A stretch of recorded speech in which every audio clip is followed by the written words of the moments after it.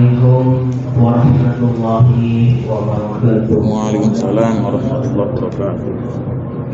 Bismillahirrahmanirrahim. Alhamdulillahirabbil alamin.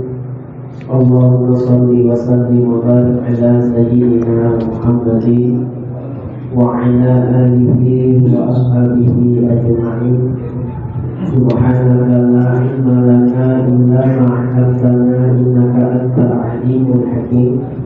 Rabbi shrah li sadri wa yassir li amri wahlul 'uqdatam min lisani yafqahu qawli.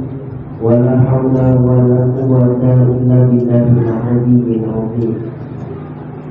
Alhamdulillah, segala puji syukur kehadirat Allah Subhanahu wa taala yang telah memberikan nikmat kesehatan dan kesempatan kepada kita semua, sehingga pada malam hari ini kita dapat bertemu kembali untuk melanjutkan kajian kita sebagaimana biasa, membahas kajian tauhid dari kitab Aqidatul Mu'min. Salawat beriring salam tidak lupa pula kita hadiahkan kepada junjungan kita baginda Nabi Muhammad sallallahu alaihi wasallam. Allahumma shalli wa sallim alaihi.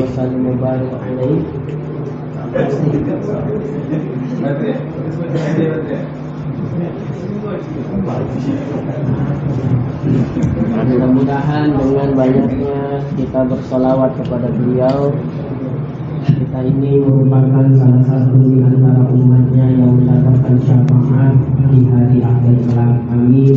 Amin. Yang saya muliakan dan saya hormati tuan-tuan guru, para ustaz, ustazah, muallim, muallimat, para jamaah, bapak, ibu, hadirin wal hadirat rahimakumullah. Jelas ini begitu lagi. Kita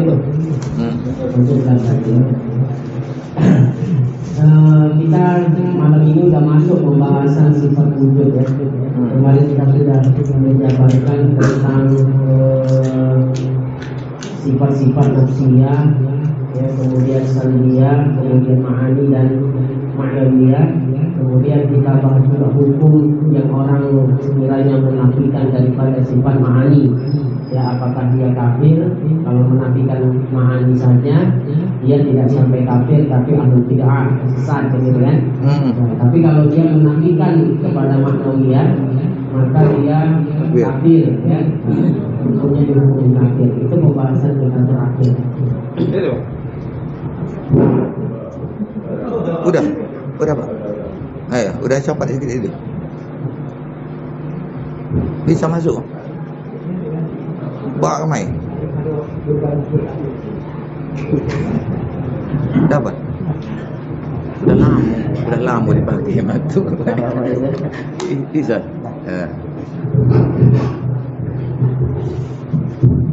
Di kitab yang Melayu halaman 16 baris 7 dari bawah. Yang Latin halaman berapa itu? Yang Latin halaman 45. Halaman 45. Bismillahirrahmanirrahim. Qala al-mu'allif rahimahullah wa nafa'ana bihi wa bi'ulumihi fid dharain amin ya mujibal syahid. Dan kata musannif. Nah, ada musannif, ada mu'allif. Pernah dijelaskan? Belum Ustaz. Kalau musannif penulis matan, makanya di sini musannif di sini, ya, maksudnya adalah Imam As-Sanusi.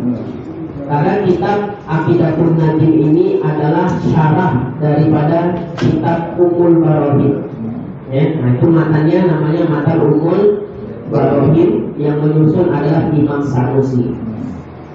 Nah jadi itu musannif namanya. Nah kalau mu'allif adalah orang yang mensyarahi matan. Nah jadi musannif orang yang menyusun atau yang menulis matan kitab. Ya, matan ya, bukan mantan ya. Matan, jangan salah. Ya. Nah, jadi kitab kita ini kitab apa tadi? Aqidatul Najim. Kitab Aqidatul Najim ini Nah ini kan jelas di situ, ya. Nama kitabnya adalah Syarah Aqidatun Najih, merupakan syarah dari kitab Matan, ya. Matan apa? Ummul Barohin. Jadi ada kitab tauhid yang cukup populer namanya Matan Ummul Barohin. Yang menyusun siapa tadi? Al-Imam As-Sanusi. Maka Imam Sanusi itu yang disebut musannif. Nah, kenapa dia menyusun matan dia? Nah, kemudian Aqidatun Najih ini syarahnya, ya, syarahnya, penjelasannya, ya. Jadi syarahnya yang menyusun adalah Syekh Zainal Abidin bin Muhammad Al-Fatani rahimahullah. Maka Syekh Zainal Abidin ini, ya, disebut dengan muallif, ya, karena beliaulah yang mensyarahi daripada matan kitab Ummul Barohin. Pendapat kedua, itu pendapat pertama, ya. Muallif itu adalah orang yang, ya, menjelaskan matan suatu kitab yang bersumber dari berbagai kitab-kitab. Nah, jadi kitab Aqidatun Najih ini boleh dikatakan pengambilan, ya, penjelasan daripada kitab Aqidatun Najih ini sebenarnya diambil dari berbagai macam kitab tauhid, ya, bersumber dari berbagai macam kitab-kitab tauhid. Nah, itu namanya muallif, ya. Nah, kalau kitabnya namanya ta'lif, ya, yang nyusunnya namanya muallif. Nah, kitabnya ta'lif, ya, yang menyusun, yang menulis namanya muallif. Jadi itu adalah perbedaan musannif dan, ya, muallif, ya. Jangan salah, ya. Nah, jadi kalau disebut musannif itu adalah penulis matan kitab. Tapi kalau dikatakan dan kata muallif. Nah, kalau muallif berarti orang yang mensyarahi, ya, mensyarahi matan, ya. Kalau fikih misalnya, fikih kalau kitab kuning ada namanya Fathul Qorib. Nah, itu syarah itu, ya. Matannya matan Ghoyat Taqrib namanya. Al-Imam, ya, Abi Suja, ya, matan At-Taqrib. Kemudian matan Taqrib disyarahi namanya Fathul Qorib. Ya, jadi matan, ya, matan Ghoyatul Taqrib penulisnya disebut musannif. Kemudian Fathul Qorib, ya, itu adalah syarah dari matan Ghoyatul Taqrib. Ya, namanya dari Fathul Qorib, ya, tahu, ya? Iya. Itu adalah syarah yang disusun oleh Imam Ibnu Qasim. Nah, maka yang mensyarahi dinamakan muallif. Ya, kemudian ada yang menghasiahi kita. Ada hasiah Al-Baduri, kayak gitu, ya. Iya. Itu namanya pensyarah hasiah, namanya mursi. Mursi. Orang yang menghasiahi, yang menghasiahi sebuah kitab. Nah, kalau ini karena kita ngaji kitab, ya, supaya ada wawasan kita. Nah, jangan bingung musannif apa musannif itu, muallif apa muallif itu. Mursi telah berkata mursi daripada kitab. Kenal Melayu gitu, kan? Orang yang menghasiahi. Nah, jadi di sini dari kata musannif di sini berarti siapa? Al-Imam As-Sanusi, ya. Dan kata musannif yaitu Imam Sanusi, wahiyal wujudu. Artinya yang 20 itu pertama wujud. Artinya ada zatnya. Sifat wajib bagi Allah yang pertama adalah sifat wujud. Wujud artinya ada. Dan wujud inilah satu-satunya sifat nafsiyah. Nah, kenapa dikatakan wujud sebagai sifat nafsiyah? Karena nafsiyah itu kan suatu sifat yang menunjukkan dirinya zat. Ya, kalau bahasa formalnya sifat wujud ini menjadi sifat yang menunjukkan eksistensi zat Allah Ta'ala, keberadaan Allah Ta'ala. Andai tidak ada sifat wujud, maka tidak ada zat Allah. Nah, jadi sifat wujud merupakan sifat nafsiyah Nah, sifat nafsiyah itu apa? Sifat yang menunjukkan eksistensi, ya, sifat yang menunjukkan keberadaan ya daripada Allah Subhanahu wa Ta'ala. Baik, kita lanjutkan lagi dengan makna bahwa wujudnya itu bagi zatnya, tiada karena ilah. Artinya bahwa yang lainnya itu tiada memberi bekas pada mengadakan Allah Ta'ala. Jadi Allah itu bersifat wujud. Wujud artinya ada. Wajib kita mengimani bahwasanya Allah itu ada. Nah, adanya Allah itu seperti apa? Ya, dikatakan bahwa wujudnya, adanya Allah itu bagi zatnya. Adanya Allah bagi zatnya, tiada karena ilah. Allah ada, kita juga ada. Sama-sama ada enggak? Ada. Sama-sama ada. Kita ada, simak baik-baik. Kita ada, Allah juga ada. Sama-sama ada kan? Ya, sama pada nama, tapi beda pada makna. Walau kita sama-sama ada, Allah ada, kita juga ada. Tapi perbedaannya, kalau adanya Allah dikatakan bahwa wujudnya, adanya Allah itu bagi zatnya, bukan ada yang menjadikan Allah. Allah ada. Bagaimana adanya Allah? Adanya Allah tidak ada yang mewujudkan dia, tidak ada yang mengadakan dia, tidak ada yang menciptakan dia. Juga dikatakan tidak dikatakan bahwasanya dia ada dengan sendirinya, enggak. Ya, tidak seperti itu. Allah ada. Macam mana adanya Allah? Adanya Allah tidak berilah. Ya, tidak bersebab. Allah bukan dijadikan oleh sesuatu pun. Dan Allah juga tidak menjadikan dirinya sendiri. Itu adanya Allah Subhanahu wa Ta'ala. Beda dengan adanya kita. Yang adanya kita berilah, ada sebab. Siapa yang menyebabkan kita dari tiada menjadi ada? Allah.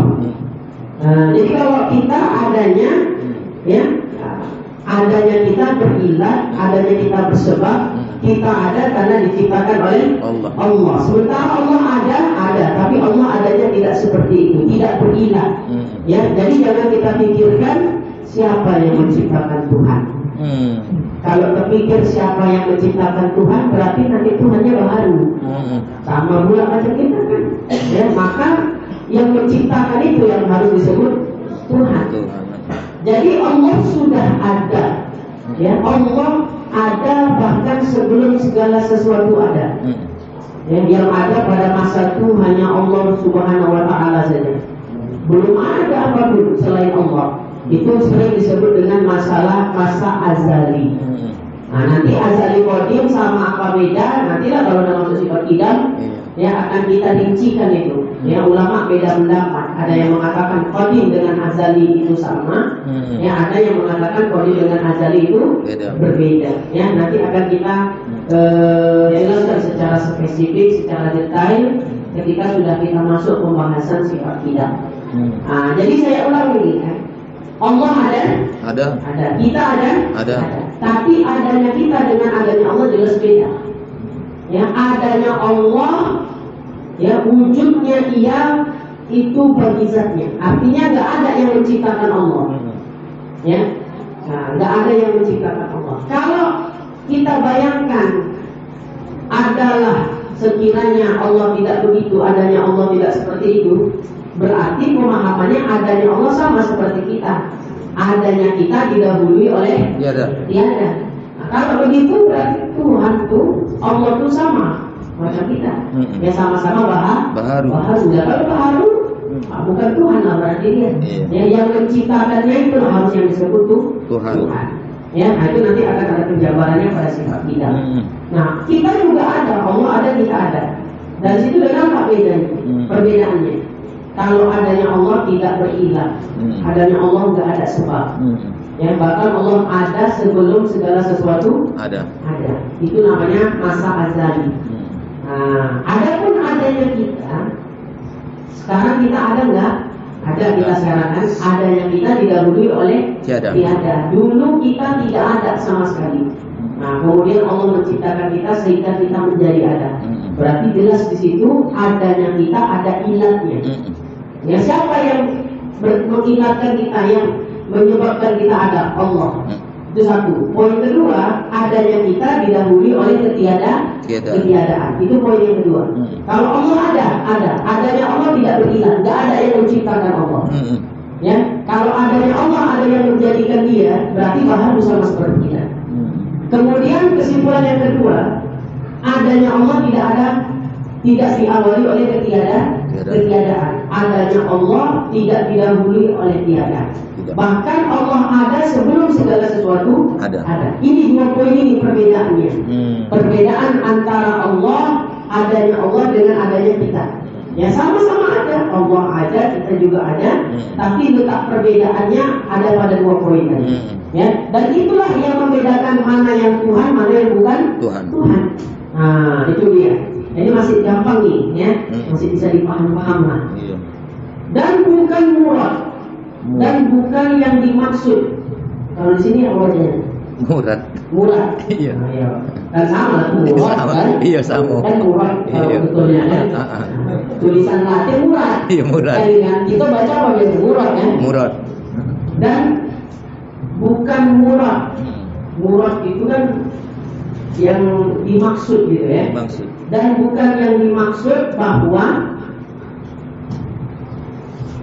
zat itu memberi bekas ia pada mengadakan dirinya, karena tiada berkata akan dia oleh orang yang berakal.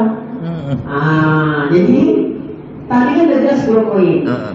Allah ada dikatakan. Ya. Nah, adanya Allah bukan ada yang memberi bekas bagi adanya dia. Kalau ada yang memberi bekas bagi adanya Allah, berarti ada yang menciptakan. Yang itu tadi kan, yang memberi bekas itu. Nah, itu poin yang pertama. Poin yang kedua tadi, adanya Allah tidak didahului oleh tiada. Oh, kalau begitu pula Ustaz, berarti Allah menciptakan dirinya sendiri lah pula. Kan itu. Tadi kan sudah jelas ya, adanya Allah dengan adanya kita. Sama-sama ada nih. Di mana letak perbedaannya? Kalau adanya kita, ada yang memberi bekas, ya, berilah, memberi sebab. Ya, menyebabkan dari tiada menjadi ada. Itu adanya kita. Ada yang memberi bekas, adanya kita dari tiada adalah Allah Subhanahu wa taala yang memiliki sifat kudrat dan iradah. Yang kedua sifat tersebut tidak ta'alluq kepada yang wajib, tidak ta'alluq kepada yang mustahil, dan ta'alluq hanya kepada perkara yang mungkin. Nah, itu kalau lengkapnya seperti itu dia. Nah, berarti jelasnya kalau bahasanya dibahasakan di Indonesia, adanya kita karena ada yang menciptakan, adanya kita karena ada yang mengadakan kita, adanya kita karena ada yang menjadikan kita. Kalau Allah tak macam itu adanya Allah tidak ada yang menciptakan dia, adanya Allah tidak ada yang menjadikan dia, adanya Allah tidak ada yang mengadakan dia dari tiada menjadi ada. Oh, kalau macam itu berarti Allah menciptakan dirinya sendiri lah. Itu pun tidak. Ya, karena nggak dimasuk akal itu. Sesuatu yang baru menciptakan dirinya sendiri. Bangunan musola ini baru apa tidak? Baru. Ya, baru itu apa? Sesuatu yang ada didahului oleh tiada. Musola ini dulu tak ada. Ya. Kemudian diciptakan, dibuatlah dia. Ada nggak sekarang ini? Ada. Sesuatu yang ada didahului oleh tiada namanya baru. Dan nggak masuk di akal sesuatu yang baru menciptakan dirinya sendiri. Apa mungkin bangunan musola ini berdiri dengan sendirinya tanpa ada yang buat? Tak mungkin. Siapa panitianya dulu? Iya. Pak Sapudin. Ya, betul. Pak Gopar. Berarti muasisnya kan? Iya, menciptakan secara majazi kan? Iya, majazi. Jelasnya kan kita sepakat nih, bangunan ini baru nggak nih? Baru. Ya, apa mungkin ini yang tiba-tiba begitu? Nggak mungkin. Ya, jadi kalau ada yang bilang ini akidahnya filosof ini. Ya, nah, akidah filosof, ya, yang yang mengatakan Tuhan itu ada dengan dirinya. Dalam artian maksud mereka ini Mengadakan diri dia sendiri. mengadakan dirinya sendiri. Sesuatu yang mustahil. Ya, itu nggak masuk akal kita. Kenapa? Kalau cobalah cerna, andai kata nih, adanya Allah itu dia yang menciptakan dirinya sendiri. Berarti kan asalnya dia nggak ada. Iya. Kan gitu. Iya. Menciptakan dirinya sendiri sehingga menjadi ada. Baru nggak kira-kira? Baharu. Baru kan? Karena ada dan tiada bersatu dan sesuatu mustahil. Ya. Baru jelasnya dia. Kan nggak akan masuk di otak kita perkara yang baru menciptakan bagi dirinya sendiri. Macam bangunan ini tak mungkin tiba-tiba berdiri. Iya. Di Mekah itu ada masjid jin. Ya, dalam semalam siang. Ya, tapi tetap juga ada yang membuatkan jin itu nggak bisa ya. Iya. Kan gitu kan? Pokoknya perkara baru nggak masuk lah. Tapi terima daripada akal kita. Perkara yang baru itu dia menciptakan dirinya sendiri. Nah, jadi terbantahkan itu semuanya. Ya, apa yang terbantahkan? Adanya Allah karena ada yang menjadikan. Adanya Allah karena ada yang menciptakan. Adanya Allah karena ada yang mengadakan. Terbantahkan dia. Sebab apa? Kalau begitu baru Allah Ta'ala. Ya, kan gitu kan? Gak mungkin adanya Allah ada yang menjadikan dia. Kalau begitu pula yang menjadikan dia itulah yang sepenuhan. Ya, makanya orang-orang itu yang menganggap Nabi Isa, ya, ini kan dekat-dekat nih ya. Iya. Hari Maulid mereka nih. Ya. Mereka mengatakan itu Tuhan. Maaf, Nabi Isa, Yesus itu Tuhan. Itu tiada diterima akal. Iya. Di mana tiada diterima akalnya? Pertama nih, banyak dari yang membantah. Beliau itu katanya perwujudan Tuhan untuk menebus dosa-dosa manusia, domba-domba tersesat. Macam awak ini ada domba ada. Kalau begitu, di dalam menebus dosa-dosa manusia harus berwujud menjadi manusia. Berarti lemahlah Tuhan itu. Iya. Kalau nak menebus dosa, maka Tuhan kita nggak perlu dia jadi manusia, kan gitu kan? Udah dihapuskan aja, kenapa rupanya? Kok sibuk kali kan? Iya. Ini tak Kan tahu. gitu kan?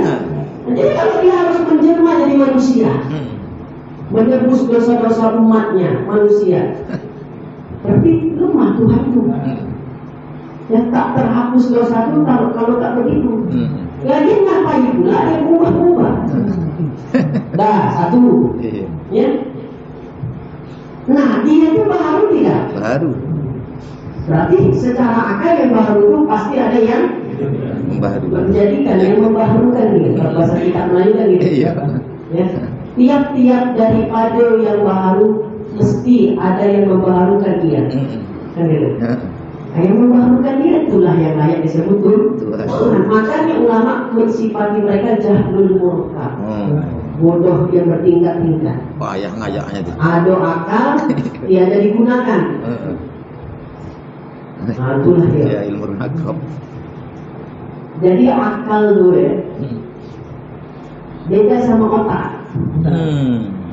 Ya. Kalau otak yang punya otak, tapi dia ada akal dia. Iya. Kalau binatang punya akal, otak ada nggak di binatang? Ada otak. Ada kan? Tapi tak ada akal. Tapi dia ada akal. Kalau ada akal mana mama yang dijinah dia? Iya. Ya, kalau mama yang dijinah ini namanya binatang, nggak punya akal kan gitu kan? Iya. Berarti kalau manusia kayak gitu juga, memang dia ada akal budak dia gitu. Iya, belum madol. Ya? Nah, jadi bahasa yang benar itu saya suka nih. Kalau orang kampung bilang bukan gak ada otak, dan begitu. Iya, tak iya. ada akal. Iya, tak ada akal kau ni. Berarti mengaji lah orang memang. Bukan tiada otak.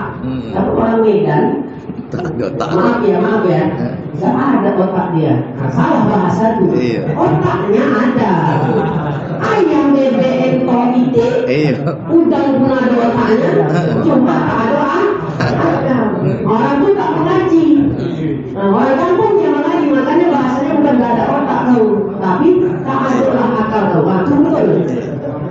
Ada yang bilang Ustadz burung belatuk tak ada otaknya kata. Ada tahu lah kita.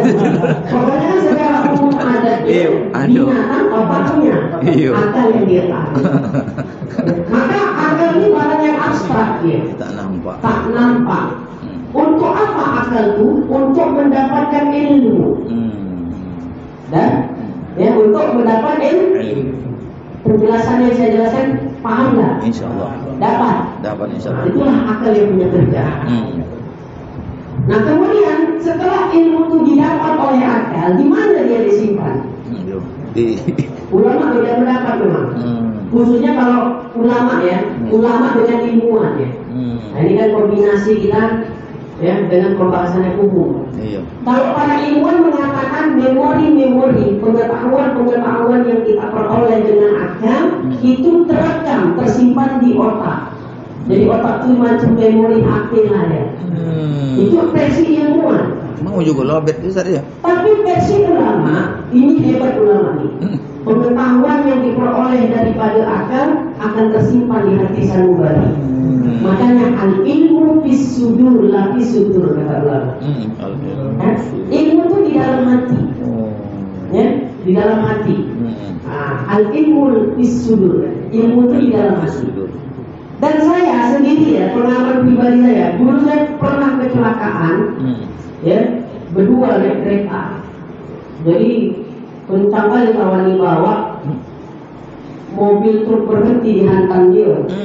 Puan kereta tu, udah tak berbentuk kereta lagi ada. Udah macam kue lapis dah, lengket, melengkap. Melengkap. Itu dah dia. Melengkap. Kawan saya luka-luka parah, bulu jahit-jahit. Saya tak apa-apa.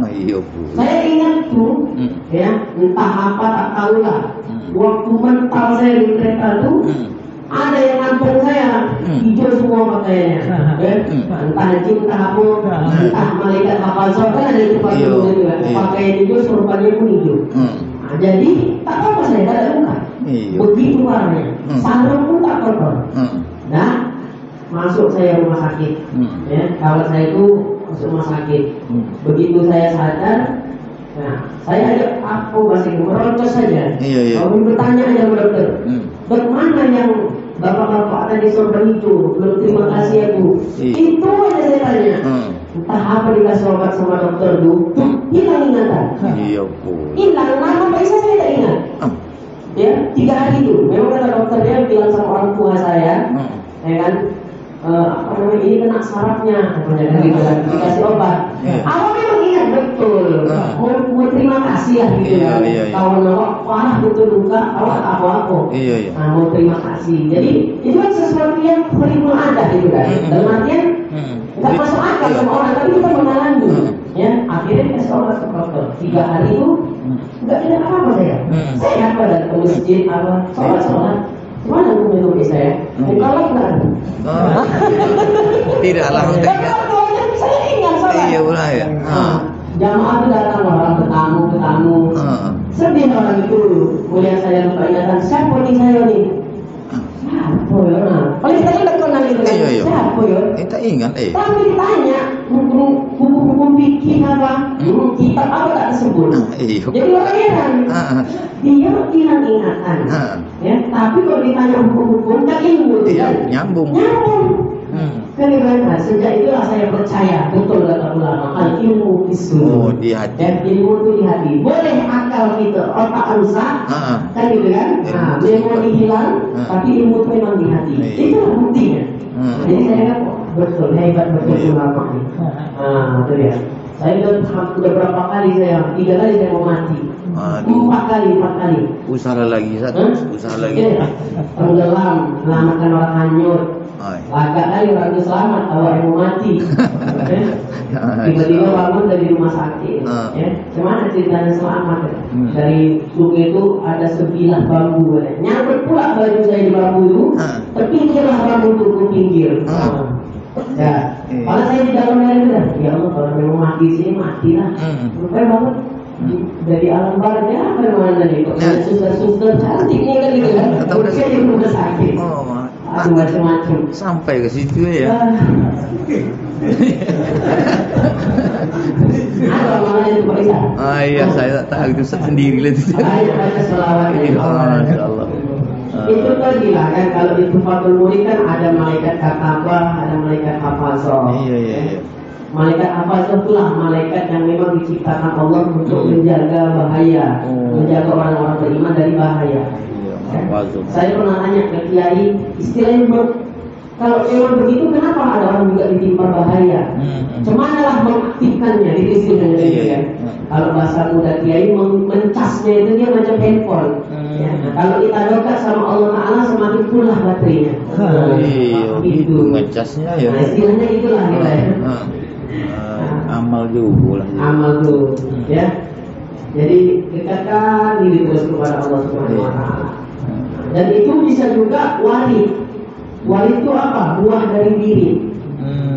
Kan saya kasih roti muhadat wali menjaga bukan disabran, diamalin makanya. Jadi amalin. Itu kalau kita amalkan setiap hari rutin roti muhadat namanya wirid. Ya. Aku memang rajin Pak Ustaz wirid.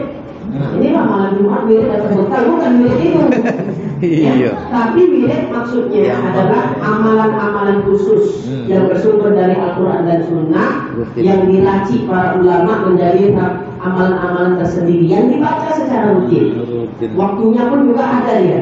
Rotibul Haddad itu bukan siang bacanya, tapi malam. Maghrib, Isya sebelum tidur dan gitu kan. Gitu ya. Hijab syafron misalnya setelah selesai sholat. Nggak ada orang amalin Rotibul Haddad siang itu nggak ada. Jadi itu ya namanya. Mudawamah wal muwazabah. Dibaca amalan itu secara rutin setiap hari. Muwazabah. Muwazabah itu apa maksudnya? Waktunya memang udah khusus. Terkhusus. Nah, itu ya. Bahkan kecuali ya, kalau memang orang udah ahli wirid, tak teramalkannya di waktu itu, dikodoknya dia. Double. Misalnya Pak Ishak malam ini lupa baca wirid Rotibul Haddad. Teringatnya besok pagi. Jadi Pak Ishak kodok besok paginya. Itu boleh mengkodok wirid. Iya. Ulama sampai wirid pun dikodok. Orang zaman sekarang sholat wajib dibilang yang nggak wajib dikodok. Kan tak ada akal itu. Ya kan ada akal itu. Ya ulama aja menyuruh wirid-wirid yang udah biasa membaca setiap hari, kalau tertinggal maka kodoklah dia. Manfaatnya apa? Supaya melatih hawa nafsu untuk dibawa tokan kepada Allah. Nah, jadi kan kalau kita berpikir ada akal kita, orang wirid-wirid macam itu yang bukan wajib ditinggalkan, disuruh kita mengkodoknya. Ya kan lagi sholat fardu, awak tinggalkan karena malas, kan itulah lebih wajib dikodok. Maka kalau ada yang bilang sholat yang ditinggalkan karena sebab sengaja tidak wajib dikodok, bilang ada akal kamu. Nah, itu aja kan. Ada otaknya. Ada. Nah, jadi akal itu abstrak, ya. Nah, nanti kalau di dalam pembahasan ilmu mantik, akal itu terbagi-bagi lagi versi Imam Ghazali. Nah, nanti di kitab Sirrul Huda waktu sifat ujung ada ya. Tunggulah ntar 3 tahun lagi hatam. Ya. Kan kita rencana gitu ya. Hatam Sirrul Huda. Kan saya kemarin masuk kalau nggak salah dari sifat kudrot tahapan ya. Sekarang udah masuk sama basor.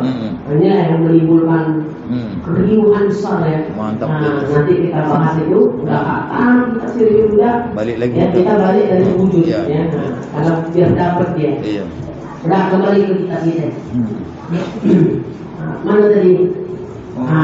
Jadi kalau ada yang mengatakan adanya Allah itu karena dia menciptakan dirinya, ya maka ya oleh orang yang berakal hal itu nggak bisa dicerna, yang nggak bisa dipahami oleh orang yang punya akal. Berarti kalau usul fikihnya mafhum mukhalafah, mafhum mukhalafah. Orang yang punya akal menganggap itu nggak bisa dicerna pemahaman seperti itu. Berarti kalau ada yang ngotot betul, Allah Ta'ala menciptakan dirinya sendiri. Maka apabila dia cocok, tak ada akal. Tak ada akal orang itu ya. Orang yang mengatakan bahwasanya Allah Ta'ala menciptakan dirinya sendiri. Nah, kalau ini bahasa tiada akal itu bahasa kasar atau enggak? Tidak, kan? Karena selalu dibuat. Bagus kan? Tapi kalau dibilang memang ada otakmu, kasar ya? Iya, kasar. Namanya itu. Beda itu ya. Kalau ada murid susah menangkap ilmu, jangan dibilang bodoh. Itu bisa jadi doa tuh. Iya. Ya, doa kan yang baik. Ya. Guru kok cepat marah. Kan gitu ya. Iya. Dan hanya saja mendahulu ia akan wujud atas yang lainnya. Nah, sifat wajib itu kan banyak, 20-an kan. Kenapa pula didahulukan sifat wujud daripada sifat yang lain? Apa dia sebabnya? Karena bahwasannya ia seperti asal bagi barang yang lainnya. Karena tiada sah dihukumkan dengan idam dan barang yang kemudian daripadanya, melainkan kemudian daripada subut, daripada tetap wujud. Sifat wajib bagi Allah ada 20 sifat. Menurut ulama yang mengklasifikasikan al-asya menjadi 4. Ingat pembahasan lalu. Mawjud, ma'dum, hal, amrun iktibari atau umurun iktibariyah. Kalau kitab-kitab kuning menyebutnya umurun iktibariyah. Al-asya itu 4. Berdasarkan pendapat ini, maka sifat wajib bagi Allah ada 20 sifat. Tapi ini kaul do'if. Yang pendapat yang do'if, yang lemah. Nah, sementara ulama yang membagi al-asya kepada 3, mawjud, ma'dum, amrun iktibari, halnya nggak ada, maka sifat wajib Allah hanya 13. Ingat ini. Kalau ada yang mengatakan sifat wajib hanya 13, jangan cepat mengamuk awal. Lain nih dengan yang diajarkan guru-guru kita dulu. Ya. Nah, ya, jangan begitu. Pemahaman baru mesti diterima, dibuka. Urusan cocok nggak cocok, urusan belakang. Yang penting tak menyalah, kan gitu. Ada yang berani menyesatkan Imam Asy'ari karena beliau membagi sifat wajib hanya 13. Ujung kuku kita, ujung kuku berilmu kita tak ada macam beliau. Ya, artinya bukalah pikiran. Ya, apa yang diajarkan guru-guru kita dahulu itu sudah benar. Tapi jangan menutup ilmu pengetahuan hanya sebatas itu. Ngerti maksudnya ya? Mau bikin, mau tauhid itu sama, banyak pendapat.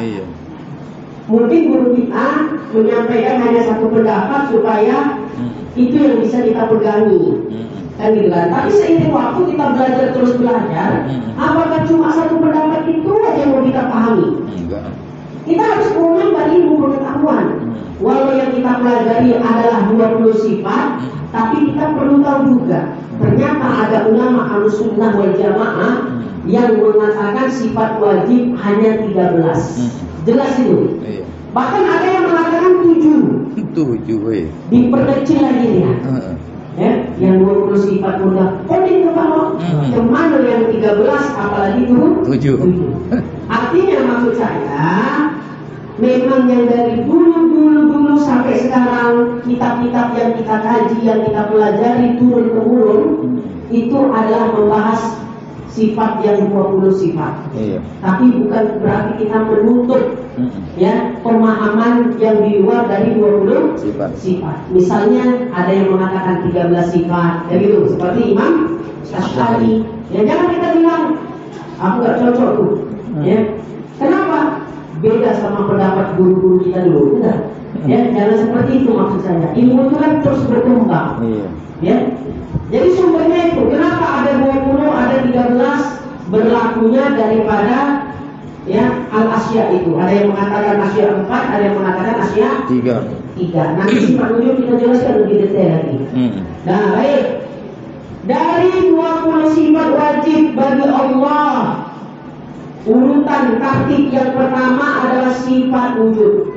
Pertama perlu kita pahami sifat Allah Subhanahu wa ta'ala tiada terbatas, hanya 20 sifat. Jadi kita belajar sifat 20, jangan terbenak di pikiran kita sifat Allah hanya 20. Sifat Allah tidak terbatas, sifat Allah tidak terhingga, karena Allah wajib bersifat dengan sifat kesempurnaan. Kalau itu kenapa yang 20, cuma 20 sifat aja Ustaz yang kita bahas? Dengan kita belajar 20 sifat saja sudah mendapatlah kita ma'rifah yang dituntut syarat bagi tiap-tiap mukallaf padanya. Nah, gitu. Yang pertama itu ya, bahwa sifat Allah 20 jangan kita pahami hanya memang 20 aja, enggak. Sifat Allah tidak terbatas. Nah, yang kedua, sifat-sifat Allah pada hakikatnya itu tidak tersusun seperti wujud, qidam, baqa, begitu tidak. Tartib wujud, qidam, baqa, mukhalafatul lil hawadis, qiyamu binafsi, mukhalafah, kemudian wahdaniyah, qudrat, ibadat, ilmu, hayat, sama, basar dan seterusnya, itu tartib akli pada kita saja. Sementara pada zat Allah tidaklah seperti itu. Nah, jelas ya kira-kira ya? Nah, tidak seperti itu. Kenapa? Karena zat Allah sifat-sifatnya tidak bisa disusun. Laisa kamitslihi syai'un wa huwas samiul basir. Itu alasan yang kedua. Kemudian dimulakan daripada 20 sifat dengan sifat wujud, itu sudah dijelaskan di dalam kitab. Karena wujud itu ibaratkan asal bagi sesuatu. Ya, asal, dasar, fondasi bagi sesuatu. Gini bahasa mudanya. Wujud itu artinya apa? Ada. Ya, ketika kita ingin membicarakan sesuatu, harus kita yakini adanya sesuatu itu dulu. Setelah kita yakin sesuatu itu ada, baru kita enak menceritakan tentang sifat-sifat yang lainnya. Nah, kalau sesuatu yang diceritakan itu belum kita yakin adanya, cuman menceritakan dia tidak bakal dan seterusnya. Nah, yakini dulu Allah Ta'ala itu ada, baru kita bisa cerita tentang sifat-sifatnya yang lain. Maka oleh sebab itu, ulama dengan ijtihadnya. Jadi susunan sifat wajib dari wujud, qidam, baqa itu ijtihad ulama. Ya, bukan pada hakikat bagi zat Allah seperti itu, enggak. Jelas ya? Ijtihad ulama. Yang menyusun sifat 20 dari wujud, qidam, baqa itu tartib akli. Ya, yang berpuncak daripada ijtihadnya para ulama. Jadi bukanlah sifat Allah itu memang dari wujud, qidam, baqa itu enggak. Ya, tartib itu untuk semata-mata memudahkan kita belajar sifat-sifat wajib bagi Allah Subhanahu wa Ta'ala. Jadi misalnya saudara-saudara mau mengaji tauhid, dimulai dari sifat misalnya kaunuhu qadiran dulu. Ya enggak apa-apa. Ya, cuma kalau putra saja belum dipahami, cuman nak menjelaskan kaunuhu qadiran. Makanya lagi buat tahdid sama ulama, mak'ani dulu, mudra, baru kaunuhu qadiran, yaitu maknawiyah, lebih mudah dipahami. Nah, jadi kesimpulannya, dimulakan sifat wajib dari sifat wujud. Ya, secara hakikat tidak seperti itu pada zat Allah. Karena zat Allah dan sifat-sifatnya tidak bisa disusun. Kemudian yang kedua, dimulakan wujud daripada sifat lainnya, itu adalah ijtihad ulama. Ya, ulama tahu tauhid. Apa tujuannya? Memudahkan orang awam belajar ilmu tauhid. Nah, jadi itu alasannya kenapa sifat wujud diletak pada tartib yang pertama, untuk memudahkan orang yang belajar ilmu tauhid bahwa sesuatu bisa mudah dibicarakan, mudah dibahas kalau sudah kita yakini adanya. Wujud itu artinya ada, makanya diletak di urutan yang pertama. Kemudian tadi nanti kita jam 9, berarti siap jam 11:30. Iya. Siap kan? Gak ada kopinya nih, siap saya. Kalau ada kopinya saya siap. Dari pondok jam 2 dari kawasan. Iya. Masih juga. Jam 2 sampai setengah 4, jam 1 sampai setengah 4. Gak terasa. Iya. Enak. Dan masuk kita nih khilaf tentang wujud. Ya. Wujud artinya apa tadi? Ada ya. Dan bersalahan ulama pada wujud itu.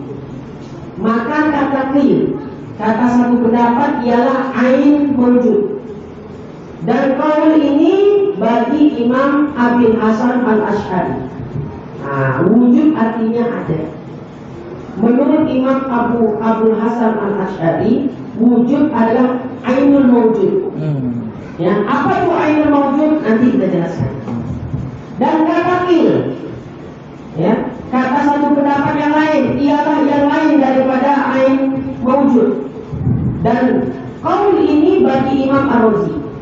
Nah, berarti gini ya, saya tartibkan bahwa semua ulama, berarti gak ada khilaf ya, gak ada perbedaan pendapat. Semua ulama sepakat, ya, wajib hukumnya mengimani Allah itu ada. Ya, wajib itu kita imani, gak ada khilaf itu. Kalau ada yang meragukan adanya Allah, ya, kafir, ragu dia. Apalagi mengingkari adanya Allah. Meragukan aja tak boleh, apalagi mengingkari. Mana hukum yang lebih berat? Mengingkari daripada meragukan. Nah, teringat pula saya dalam fikih gini. Pernah tempat kami sana ada ibu-ibu lagi haid dia. Jadi lagi haid boleh nggak menyentuh mushaf? Boleh nggak menyentuh mushaf Al-Quran? Boleh? Tidak. Jadi ibu-ibu tuh mushaf Al-Quran tuh, nah ini maaf Pak Isa ya, dilapislah pakai sapu tangan, tahapan tuh. Nah, gini. Iya juga pula. Saya tanya, apa yang ibu bawa? Al-Quran. Kenapa pakai begitu? Pokoknya bu, masya Allah. Iya, saya lagi haid. Bukan yang tadi saya bilang masya Allah langsung innalillah saya. Kenapa rupanya?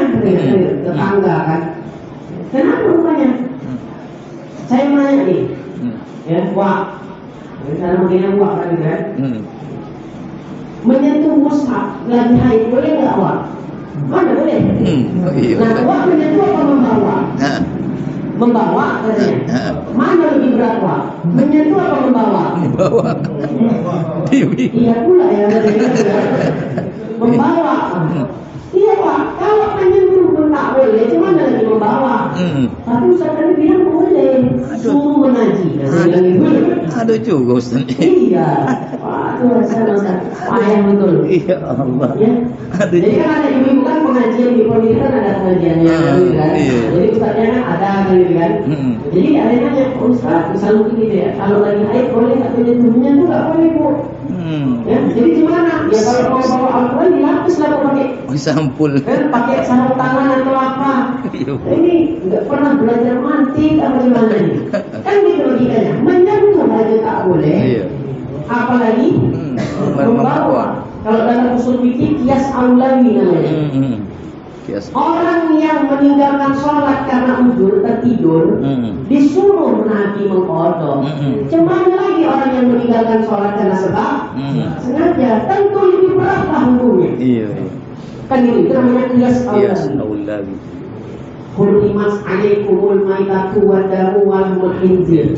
Diharamkan bagi kamu ya darah bangkai walahmul khinzir. Daging babi. Dalam ayat itu disebut cuma daging. Ya, tulangnya, gigilnya enggak disebut. Jadi apakah kita berpikir karena yang disebut cuma daging berarti itu ada yang haram? Lemaknya enggak haram. Gigilnya enggak haram. Kan gitu kan? Kalau udah disebut daging, kenapa yang disebut Allah di dalam Al-Quran itu hanya daging? Karena lazimnya yang dimakan orang daging. Kalau lemak orang tertentu, kulit orang tertentu. Nah yang biasa dimakan orang daging aja haram, apalagi yang nggak biasa. Jadi bukan berarti dia nggak disebut di situ. Lantas kita bilang nggak apa-apa. Mengkodok sholat yang diperintahkan Nabi karena tidur aja karena lupa. Yang meninggalkan sholat karena sebab sengaja nggak wajib dikodok karena Nabi tidak menyebutkan. Oh berarti, nah besok ku masakan kalau lemak B2, kau makan lah. Iya. Haram lah Pak Ustaz. Mana dalilnya? Tak ada Al-Quran. Tak ada Al-Quran, ada Pak Ustaz. Walahmul khinzir. Coba kau buka kamus bahasa Arab. Apa kata lahmul? Daging. Nah, yang disebut Allah cuma daging. Lemaknya, gigilnya nggak disebut. Berarti menurut logika kamu boleh lah tuh. Kau makan aja dulu. Ngerti maksudnya kan? Iya. Wala taqul lahuma uff. Jangan bermuka masam kepada ayahmu. Di ayat itu nggak ada bunyinya wala tendang huma, Iya. wala tunggu huma, Tunjang nggak ada. Wala tunjang huma nggak ada. Yang dikatakan cuma wala takullah huma. Berarti yang dilarang jangan buka masam, Oh, iya. jangan mengatakan banyak tafsir ulama tentang itu. Iya. Ya, mayoritas mengatakan itu bermuka masam. Ada bahkan yang lebih dari itu berkecap bibir. Iya. Aduh. Bahasa aku dulu. Mencoba kalau Apa di sini bahasanya? mencoba. Mencoba menafsirkan begitu. Sahabat Abdullah bin Mas'ud menafsirkan begitu begitu. Ya. Kalau dia dulu pusingkan itu samu, kamu. Dipojokkan dia juga. Iya. Tapi itu udah durhaka anakku. Ya. Jadi bilang sama dia, kau punya anak. Mama ada, kau bawa besok kembali. Kalau di bawah di, kan pahamnya ada tekstual kan ini kan. Tunjang. Kau tunjang mama kau. Kau tentang kau tunjang mama kau tunjang. Gila Ustaz ya. Ya. Kenapa banyak yang lain itu? Ya. Mana boleh tunjang mama orang tua udah durhaka. Mana dalilnya? Iya. Ada. Wala taqullahu ma'uf. Nah itu kan yang tak boleh mengatakan coba ada kan itu wala tunggu umma wala tunggu umma. Iya. Dicari-cari aja ada. Udah, kau tunjang lah. Enggak lah Ustaz. Nah, tapi kau bilang kemarin pondok sholat tak wajib. Kan itu. Iya. Karena tak disebut Nabi orang yang meninggalkan sholat dengan sengaja nggak ada di situ. Yang disebut Nabi orang tidur aja. Yang disebut di Al-Quran cuma makhluk aja. Tunggu anda nggak ada. Aku sumpah makhluk. Tobat aku ya. Nggak jadi bahagia kalau tidak. Iya cocok juga gitu. Iya. Cium tangan mama kau. Kata orang kan cium tangan orang tua haram. Sini. Iya. Yang menunjuk kepada selain Allah. Kalau kau memang betul kau menjadi wahabi, cium tangan mak kau. Nah, betul kau betul jadi wahabi kan gitu kan? Iya. Macam-macam pula. Dah paham kira-kira ya? Iya, insyaallah. Itu perlu juga ilmu begitu itu. Tapi kalau ya, soalnya saya kan banyak kawan-kawan orang-orang baru hijrah ya, batu-batu semua. Ya. Apa kata mereka? Kami kalau ketemu orang kayak gitu, kami nggak tanya dalil Ustaz. Ya, misalnya maulid bid'ah, tahlilan bid'ah, sesat. Ya, aku bilang sama orang itu. Ya. Aku kalau berdalil tak ada, tapi kalau ini yang tak tahu malah ya. Itulah sampai kita pembelaan gitu kan. Iya. Kalau tanya dalil yang sama aku pun mau keluar dari penjara nih katanya gitu kan. Kau pula bertanya-tanya dalil maulid dalil apa? Apa pun yang mati, aku cucunya. Iya. Ya, aku nak mendoakan anakku. Kenapa pula kau bilang sesat tahlilan nih? Iya. Aku semua tanya-tanya dalil sama aku. Ayo ngomong, gimana kau enggak? Gitu kan. Macam-macam. Senata tuh buat saya. Iya pula. Iya gini ada dalil kan? Apa yang tak menyangkanya? Ini yang tak mau ini. Iya. Udah siap itu baru tanya dalilnya. Baru tanya dalilnya. Cari dalil. Itulah dalil mata biru tu lah dalil. Iya. Ya Allah ya Rabb. Nah, jadi biar tak ngantuk kan ini, ya kan? Udah tahu ini fokus saja. Yang udah ada kumpul-kumpul lagi pun kusuk juga tidur kan? Iya. Iya. Aku lagi ada golak-golak kita. Jadi tahu ada salah. Nah, balik lagi kita ke kita. Wujud artinya ada, ya. Sepakat ulama bahwasanya siapa yang ragu atau ingkar adanya Allah maka kafir. Nah, jadi tadi lebih berat mana, ragu apa ingkar? Lebih berat ingkar. Kalau ragu aja tak boleh, apalagi ingkar. Kalau menyentuh mushaf aja tak boleh, apalagi membawa. Ya, nah, jadi jangan dilapis-lapis gitu kan, dibawa. Kan lebih berat membawa daripada menyentuh. Jangan deh, ya seperti itu lebih berat hukumnya. Nah, tapi ulama beda pendapat tentang wujud itu. Ada yang mengatakan wujud adalah ainul zat atau istilahnya ainul mawjud. Yang kesimpulannya ada yang mengatakan wujud adalah zat. wujud ghairul mawjud atau ghairul zat. Wujud bukanlah zat, tapi wujud adalah sifat. Nah, jadi kan ada zat, ada sifat. Ya. Zat itu ada, zat kita itulah. Tapi yang dibayangkan Allah begini, zat itulah dia, dirinya. Ya. Nah, kalau sifat yang berdiri pada zat, itu sifat. Ya, kalau ada definisinya, zat itu definisinya apa? Tapi kalau pakai definisi ribet, langsung aja contoh. Zat diri, ya. Zat Allah, apa maksud zat Allah Taala? Zat dirinya Allah. Cuma kita nggak bisa membayangkan zat atau dirinya Allah seperti apa. Apa yang terlintas di pikiran kita tentang zat Allah itu bukan Allah. Jadi Allah bukan cahaya putih, kayak film-film. Kan gitu kan? Cahaya putih, duduk di atas pohon kelapa, Allah Ta'ala tuh, gitu ya. Enggak, ya. Allah tidak serupa dengan sesuatu pun, dan tak ada satu pun yang serupa dengan Allah. Nah, itu dia. Jadi zat itu apa tadi? Diri. Ya. Mana zat Pak Isa? Ada nggak zatnya Pak Isa? Ada. Ini dirinya Pak Isa ini lah zat. Jadi kalau disebut zat Allah, apa zat Allah itu ya Ustaz? Ya dirinya Allah. Cemana Ustaz? Nah, yang cemana itulah tak bisa kita bayangkan. Ya, nanti pada sifat mukhalafatul khawadis.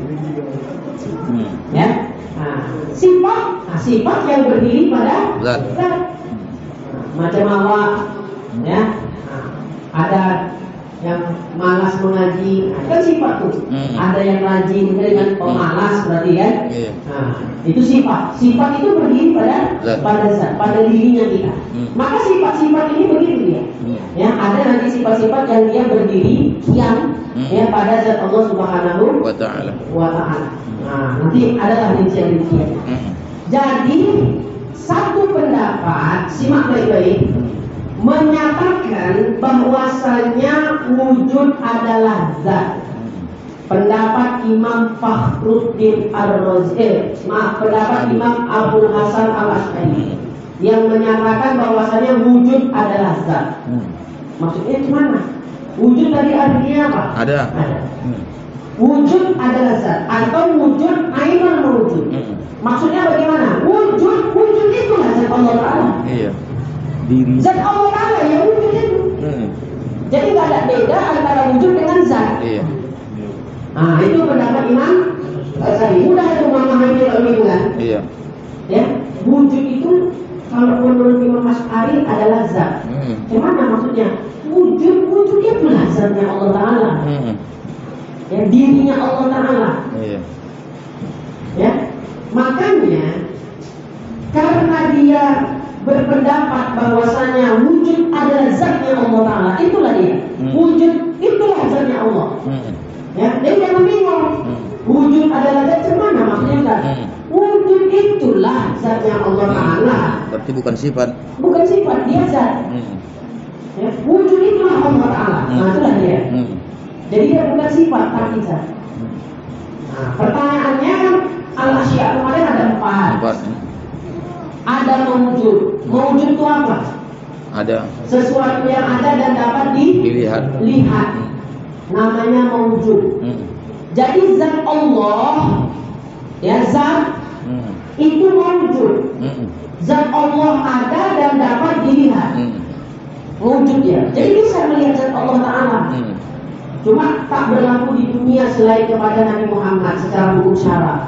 Tapi secara hukum akal jaiz tuh melihat Allah di dunia maupun di akhirat, tapi tercegah dia pada syarat.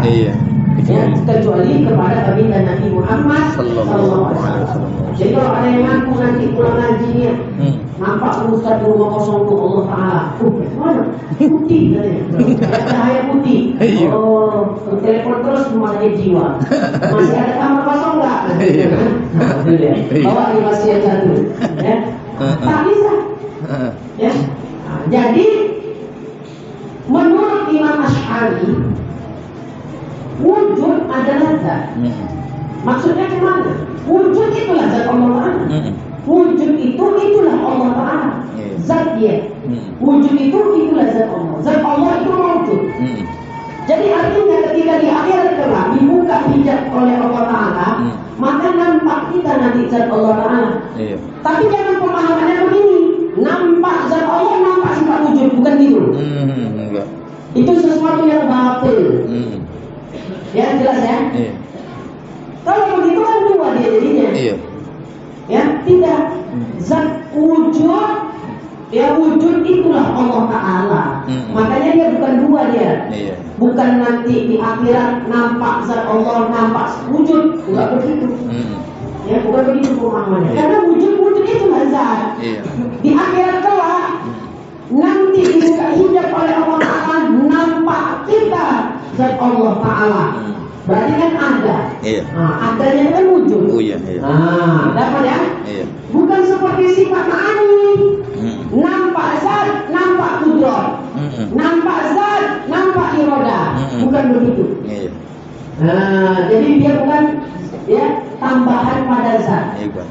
Kalau sifat ma'ani kan tambahan pada zat. Iya. Lain zat, lain sifat-sifat ma'ani.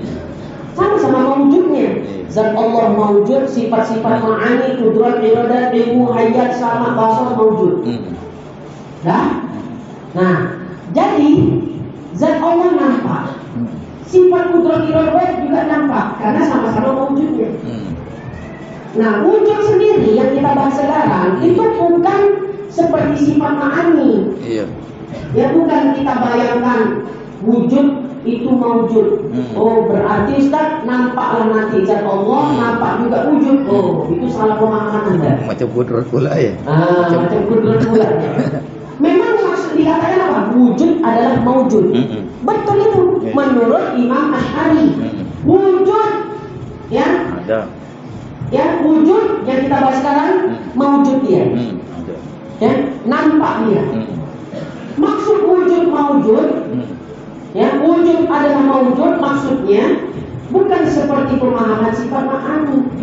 Bukan begitu. Karena disebut wujud adalah mewujud, wujud adalah zat. Wujud itulah zat Allah Ta'ala. Bukankah zat Allah Ta'ala mewujud? Iya. Mewujud nggak zat Allah? Mewujud. Mewujud. Maka dikatakan wujud adalah mewujud. Bukan wujud itu seperti sifat ma'ani, nampak zat Allah, nampak wujud, bukan. Wujud itulah zat Allah Ta'ala. Karena dia zat, maka dia mewujud. Zat Allah mewujud enggak? Mewujud. Oh, boleh ditantang, bisa ditantang. Iya, insyaallah. Kata orang ini bilang ini sulit memahaminya, enggak lah rasa saya. Berarti wujud itu hal aja. Ya, oh itu lain. Ini lain deh. Hah? Lain itu, ini yang kita jelaskan.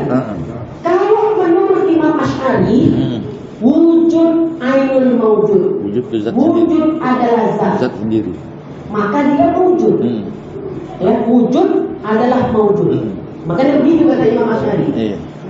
Tapi jangan salah persepsi. Salah persepsinya gimana? Wujud adalah mewujud. Mewujud tadi definisinya apa? Ada. Ada dan dapat Dilihat. Kudrat, sifat ma'ani, Iya. mewujud enggak? Mewujud. Mewujud kan? Wujud adalah mewujud juga. Sama berarti kan? Sama. Wujud adalah mewujud. Sifat kudrat mewujud juga. Mewujud. Tapi dalam wujud mewujudnya itu beda. Kalau sifat kudrat, Allah buka hijab kita di akhirat. Ini zat Allah, inilah sifat kudrat itu. Nah, sama apa beda? Beda. Beda kan? Ya.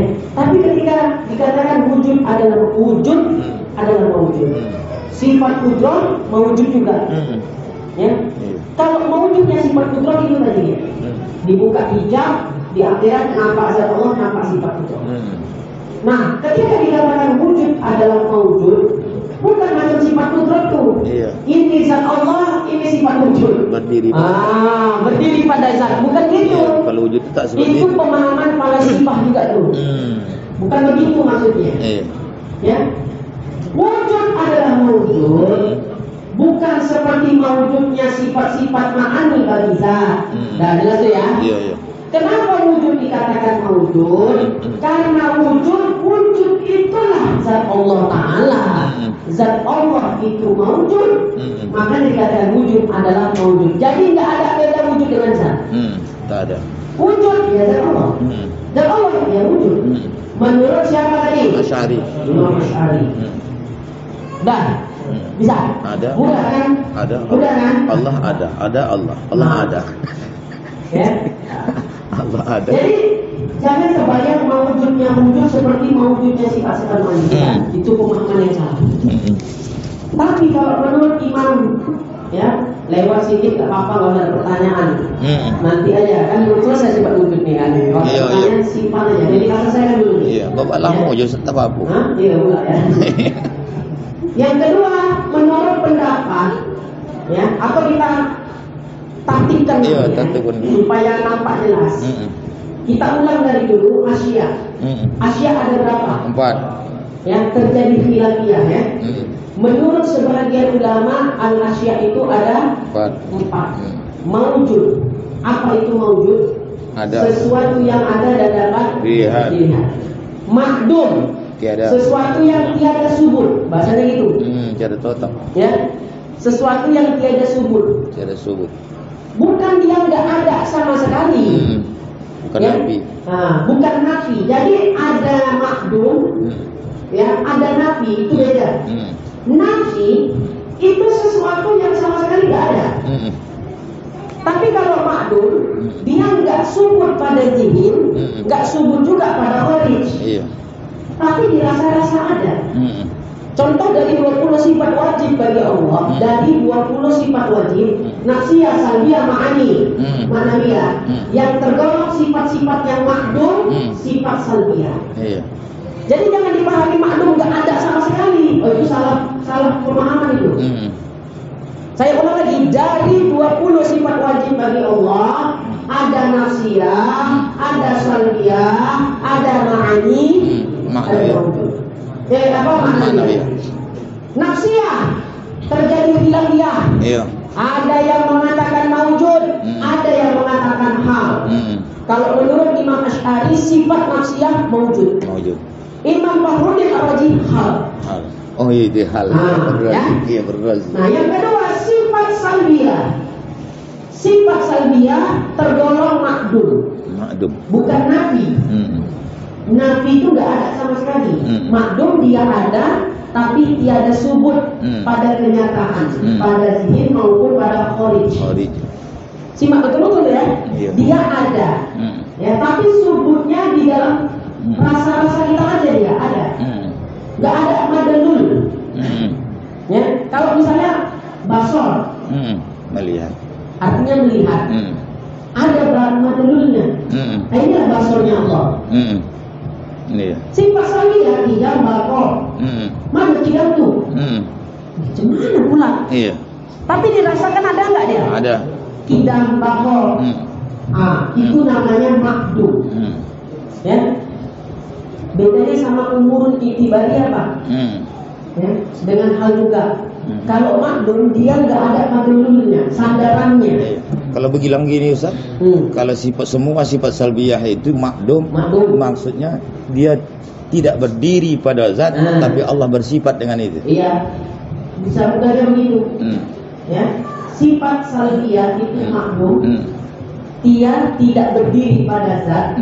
Kalau dia berdiri pada zat itulah madalul tadi. Iya, itu bahasa tauhidnya. Iya. Kalau bahasa mudahnya gitulah. Ya, jadi sifat-sifat yang berdiri pada zat itu ada madalulnya, sandaran, gitu ya. Sandaran sifat itu kepada siapa? Zat Allah kan berdiri pada zat. Cuma ya berdirinya sifat pada zat kan nggak tahu kita hakikatnya kan gitu. Tapi sifat-sifat itu kalau dia berdiri pada zat itu istilahnya dalam tauhid namanya sifat yang memiliki madalul.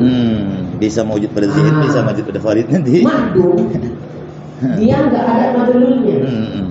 Artinya dia nggak berdiri pada zat. Iya, tapi wajib Allah bersifat. Tapi Allah bersifat dengan sifat itu dan kita terima dengan akal kita. Allah wajib kidam.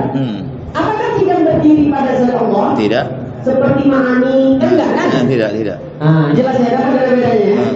Cuma di pikiran otak kita masuk Allah itu mesti kidam. Kalau ada Tuhan tidak kidam bukan Allah, bukan Tuhan. Kidam bakal yang mubinasi, Allah jadi ya. itu makdum semua, sifat salbiyah itu namanya makdum. Ya, sesuatu yang tiada subur pada kenyataan, baik pada zihin maupun pada kharij. Pada zihin aja enggak. Kalau bahasa Budanya tadi, sifat itu tidak ada madlulnya, tidak ada sandarannya. Apa pula madlul itu? Dia tidak berdiri pada zat Allah, tapi Allah bersifat dengan sifat-sifat itu. Nah, dalam tertib itu ya. Bisa dirangkum kira-kira ya. Insyaallah. Ya, saya pernah nanya sama orang, kawan ya, kami ya dari Timur Tengah, makdum, ya, apa itu makdum? Oh, sesuatu yang nggak ada, Allah nggak bersifat dengan sifat itu. Wah, plong-plong, berarti salah dia membedakan nafi dengan makdum. Tak bersifat. Saya bilang nafi dengan makdum itu beda tuan. Oh enggak. Udahlah, iyalah. Dikalah malas lah capek-capek kan. Nah, ini memang rumit ini memang. Ya. Oh, istilahnya dari 20 sifat. Pahami betul yang asya ini. Inilah kunci kita. Ya. Nah, jadi yang kedua dari makdum.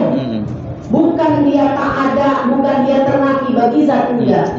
Makdum itu dia enggak punya madlul, enggak ada sandaran untuk berdirinya sifat pada zat. Ya. Artinya kalau bahasa Budanya tadi, dia tidak berdiri pada zat, tapi Allah wajib bersifat. Allah wajib bersifat dengan sifat-sifat itu. Nah, gitu Pak saya. Hal itu apa? Sesuatu yang ada di tengah-tengah, wasitotun bainal maujudi wal makdum. Ya, sesuatu yang ada di antara maujud dan makdum. Kalau bahasa Buddha kita ini, hal sesuatu yang ada tidak dapat dilihat. Dia ada tapi tak nampak. Itu namanya hal. Ya. Nanti hal terbagi dua lagi, hal nafsiyah dengan hal maknawiyah. Menurut ulama yang menyatakan hal itu ada, yang aslinya itu 4. Apa hal nafsiyah, apa hal maknawiyah? Episode yang datang nanti kita jelaskan, nggak cukup waktunya. Ya, ini saya jelaskan tartibnya dulu supaya enak. Ya, ini penting, menurut saya sangat penting. Sudah, hal sesuatu yang ada tapi tidak dapat dilihat. Kalau dia ada dapat dilihat, berarti naiklah derajatnya jadi maujud. Maujud tadi kan ada dan dapat dilihat. Ini ada tapi tidak dapat dilihat. Nah, itu namanya hal. Dan juga nggak turun ke bawah. Kalau dia turun ke bawah, berarti makdum jadinya. Nah, makanya didefinisikan hal itu wasitotun bainal wujudi wal adami. Ya, sesuatu yang ada sesuatu yang di antara wujud dan adam. Baru yang keempat amrul ibariyah. Amrul ibariyah itu perkara yang berdasarkan apa? Pandangan saja. Ya, contohnya gini. Apa contohnya? Biar nampak. Apa nama benda ini? Kertas. Maujud. Koyak. Kertas. Robek. Ya, atau koyak. Yang wujud, yang nampak. Kertasnya atau robeknya? Kertas. Kertas lah. Kertasnya kan. Robeknya nampak. Nggak nampak. Robeknya inilah amrul iktibari. Hanya disebut di kartu aja. Disebut aja deh, diungkapkan aja. Nampaklah robeknya Ustaz. Kalau robek itu nampak, tunjukkan sama aku mana robek. Mana si robek itu ya? Nah, melihat apa? Iya, itu kotas. Inilah dia Ustaz. Ya? Cuma kotas. Cuma ungkapannya kertas. Kotas terpisah. Inilah robek itu, ini kertas, bukan robek. Iya. Ya, saya ulangi, ini kertas, dirobek dia. Yang nampak kertasnya apa robeknya? Kertasnya. Robeknya tak nampak kita. Cuma dirasa-rasa ada tak dia? Ada. Di dalam pikiran. Itulah makhluk iktibari. Oh, nampaklah robek itu Ustaz. Mana robek itu? Inilah robek itu, ini kertas. Iya. Ngerti kan? Iya. Itulah robek itu Ustaz. Tak nampak mata Ustaz, ini kertas. Iya. Robek itu wujudnya cemana? Oh ya pula ya. Cuma bisa dirasa-rasa dia Ustaz ya. Tak nampak diwujudkan pada kertas itu. Nah itulah amrul i'tibari. Nah, tali putus. Putus tali. Yang maujud tali apa putusnya? Tali ya.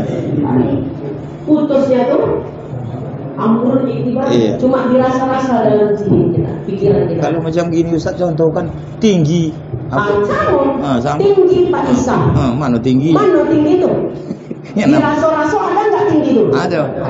Nampak panjang aja. Ya, tapi maujud nggak dia pada kharij? Enggak kan? Iya, enggak. Yang maujud ininya. Tingginya.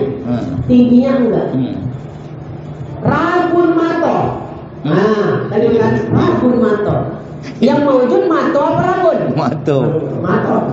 Rabun mana? Ini lah rabun ya. Iya. Cuma mana mewujudkan rabun tuh? Iya. Kan dirasa-rasa dia ada di pikiran. Itulah amrul i'tibari.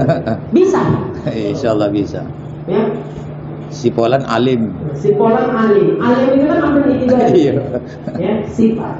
Pulangnya itu yang maujud. Menjelaskan amrul i'tibari itu poning kali kan. Gampang ya sebetulnya. Cuma cari bahasa yang mudah. Itu aja. Iya.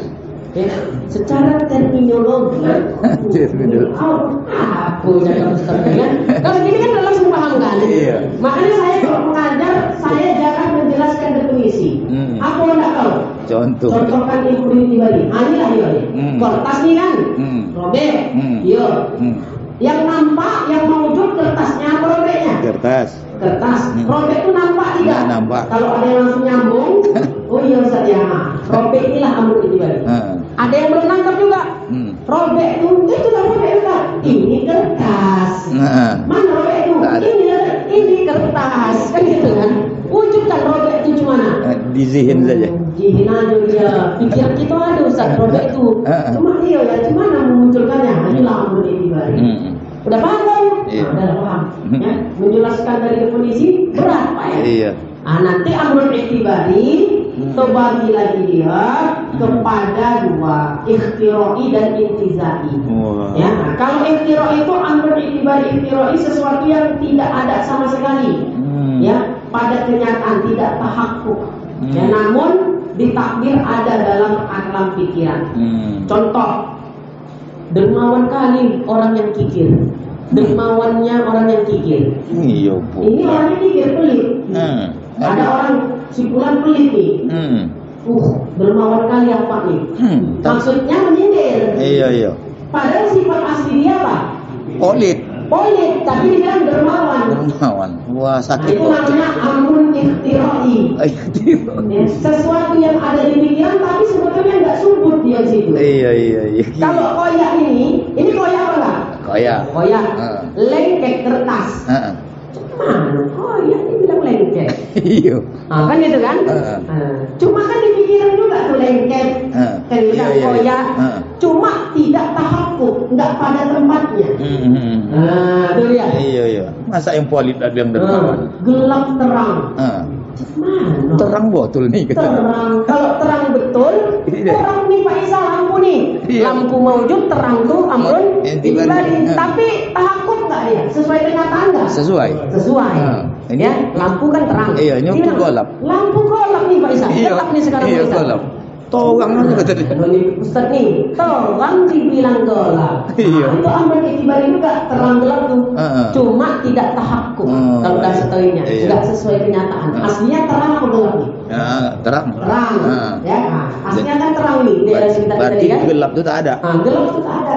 Tapi sama-sama amrul i'tibari, cuma tiada tahakkuk. Enggak sesuai fakta dia. Tahakkuk. Yang tahakkuk itu tidak pada kenyataan. Huruf tuh. Huruf Qaf. Tahakkuk. Ada tololanya.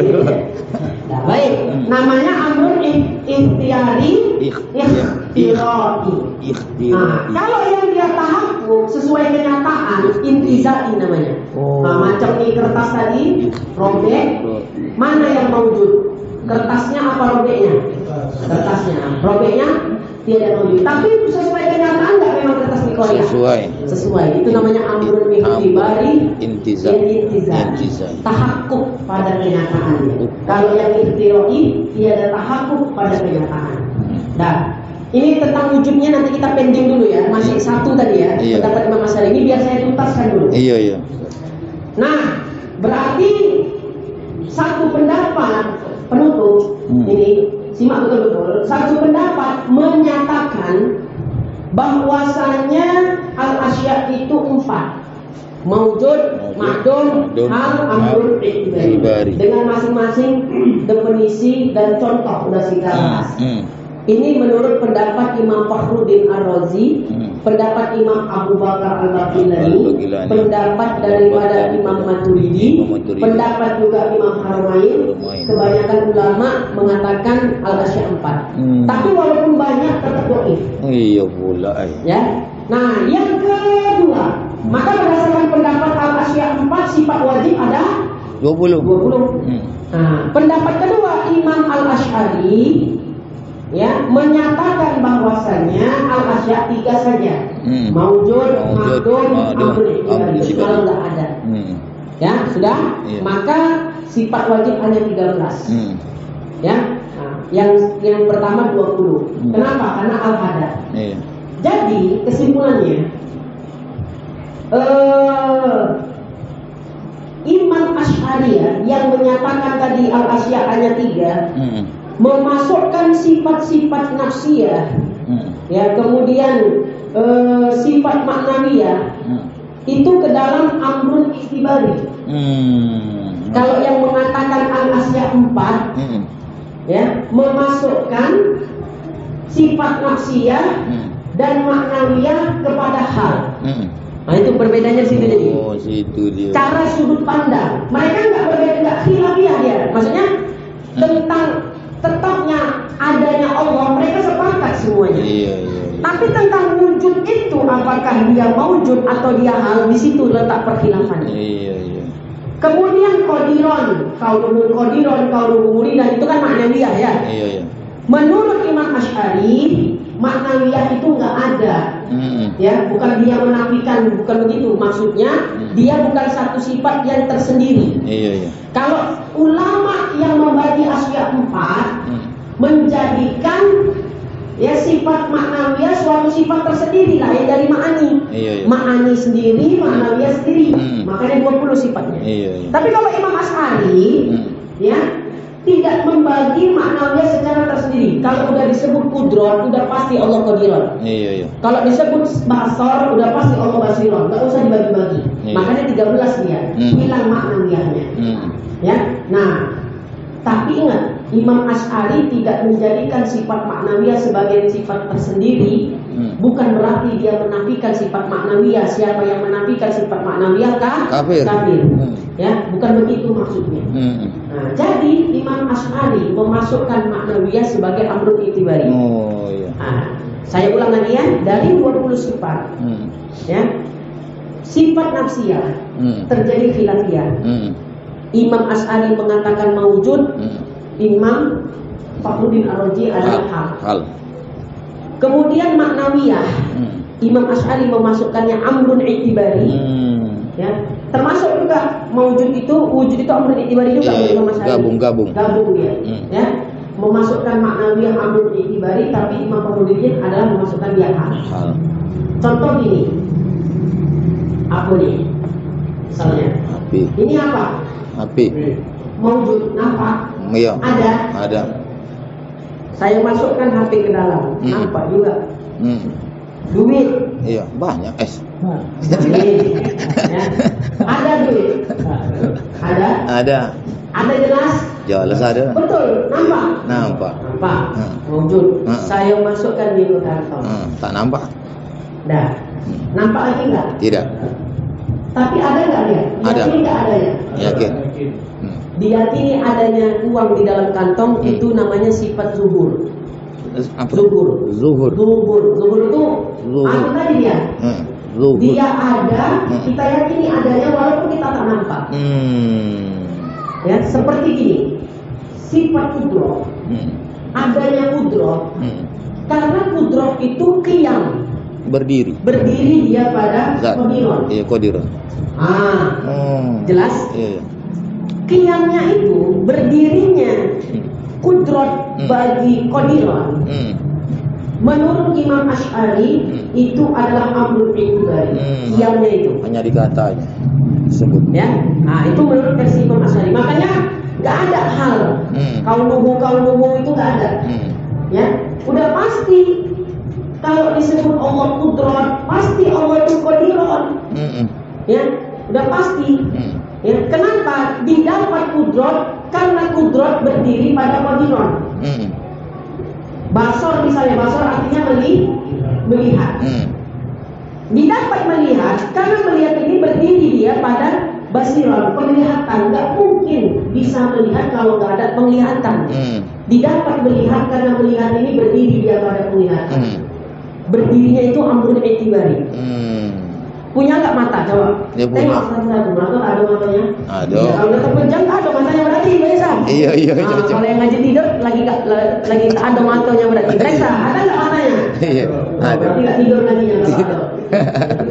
Kalau yang dijauh itu sindirannya halus dia. Iya. Masuk bangun ya kalau tidur gitu kan. Iya. Nah, ada mata kita. Ada. Melihat. Coba didapat nggak melihat? Kalau tak didapat melihat tidur berarti kan gitu kan. Iya. Walaupun subuh dia, tapi dia tidak melihat. Iya. Tidur berarti. Ada mata, ada. Didapat melihat. Didapat.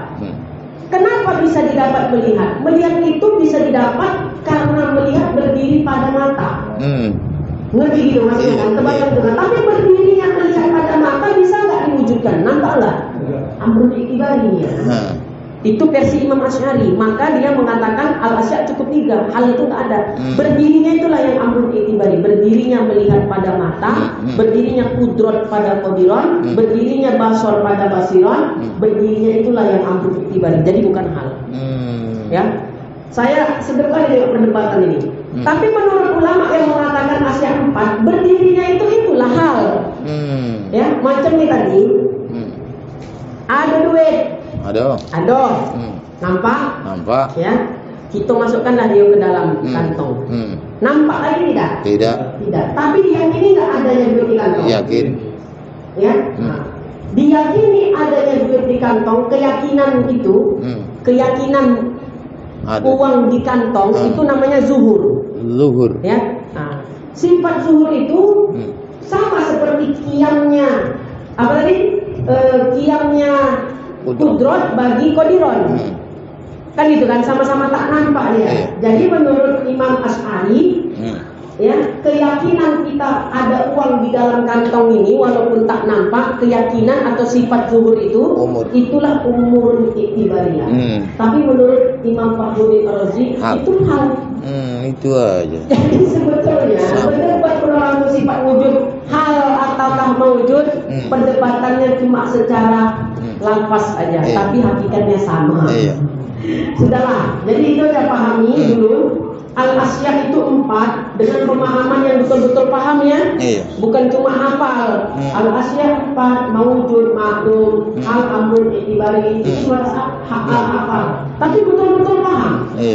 Supaya enak nanti cerita lanjutan sifat wujud. Ya. Nah, kemudian tadi baru kita bahas wujud artinya ada. Menurut Imam Asy'ari wujud adalah mawujud. Ya,